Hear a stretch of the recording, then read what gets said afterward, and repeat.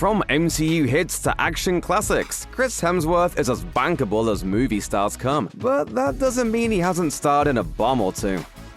The movie world was a very different place in August 2009. For proof, look no further than where Chris Hemsworth's career stood at the time. The Australian actor was still unknown to most American moviegoers, having only just been cast as Thor a few months earlier. So unknown was Hemsworth, in fact, that he wasn't even mentioned on posters for A Perfect Getaway. This David Twohy movie stars Steve Zahn and Mila Jovovich, with Hemsworth playing the role of Cale Garrity, an impetuous man who keeps crossing paths with the film's newlywed protagonist. Initially, he's supposed to be the big foe of the piece, but various twists and turns reveal a greater evil hiding in plain sight. A Perfect Getaway only earned $22.8 million worldwide, which meant it failed to double a meager $14 million budget. In box office terms, that represents a failure. So, why did it flop? Apparently because word got out that the twist ending wasn't worth the wait. As the Times wrote in its review, Twohy seems to think the eventual revelation is clever enough to be worth the price of admission by itself. It isn't.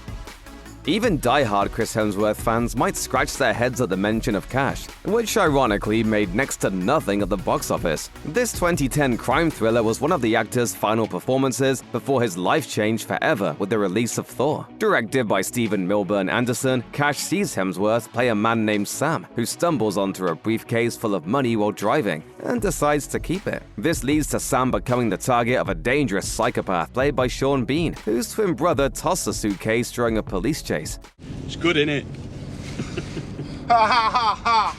That premise might sound like a standard setup for a crime thriller, but Cash had anything but a traditional box office run, even for a financial misfire. That's because the film didn't so much flop at the box office as it did outright flatline. On a $7 million budget, Cash grossed an almost unbelievably low $46,488. As it turned out, Roadside Attractions released the film in only 43 theaters. It ran for an average of less than 2 weeks in each. With no support from its distributor and no real critical acclaim to speak of, Cash had no way of standing out to moviegoers. Its fate was sealed before the first screening began.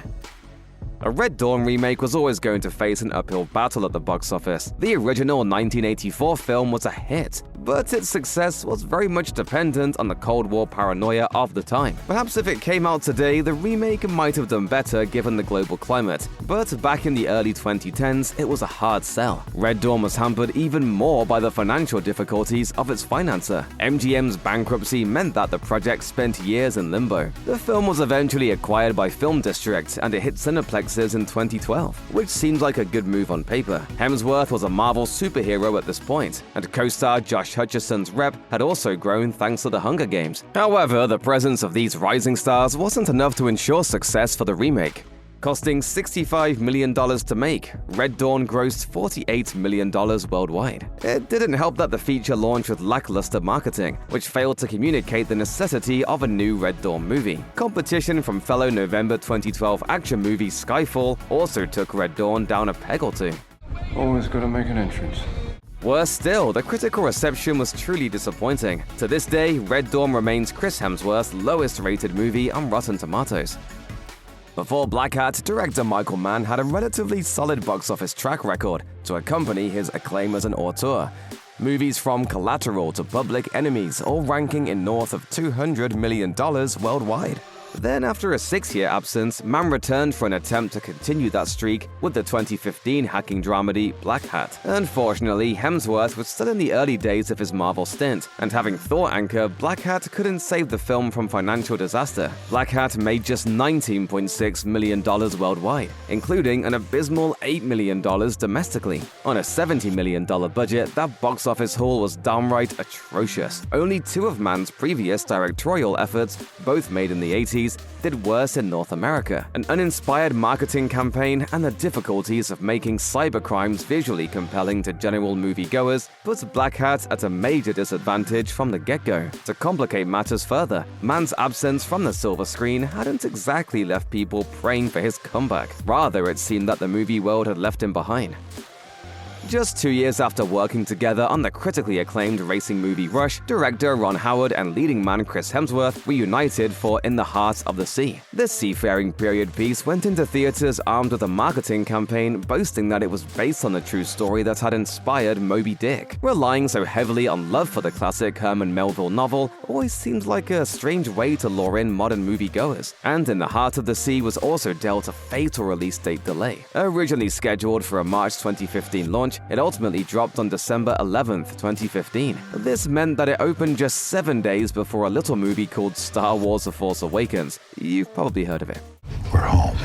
It doesn't take an expert box office analyst to work out that going up against the first Star Wars film in a decade had a negative impact on In the Heart of the Sea. That was especially true, seeing as the picture was banking on IMAX 3D ticket prices to make a profit. Unsurprisingly, In the Heart of the Sea grossed a dismal $25 million domestically and $64 million internationally on a $100 million budget. And when the first wave of poor reviews hit, In the Heart of the Sea sank like a stone.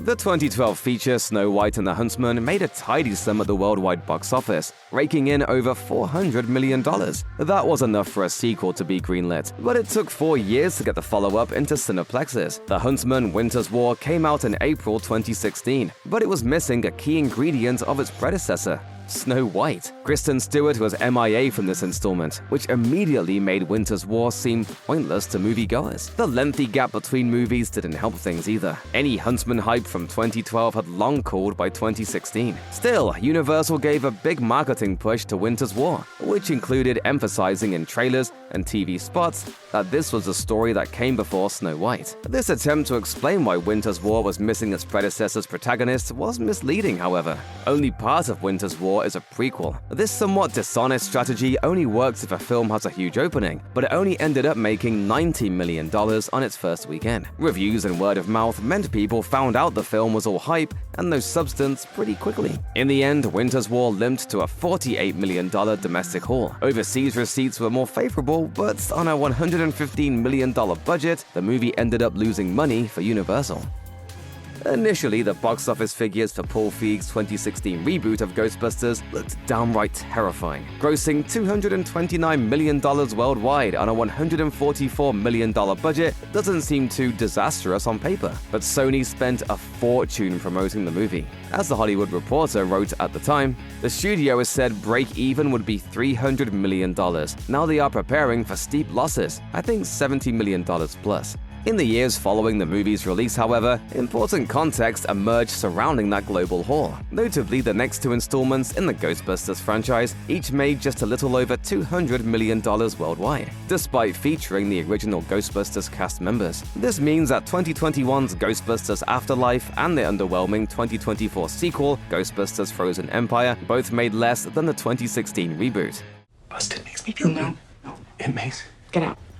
Considering those financial outcomes, it's clear that modern Ghostbusters movies have a firm ceiling in terms of box office haul. There is a fan base for these movies, it's just not especially massive in franchise terms. Execs apparently weren't aware of this when they were putting 2016's Ghostbusters together though. Allocating such a big budget to the reboot meant that its chances of succeeding financially were slim to none. Competition from other big films, such as Finding Dory and Star Trek Beyond, certainly didn't help either. Sadly, it seems that a hysterical Chris Hemsworth playing against type wasn't enough to save Ghostbusters from the box office hurdles it faced.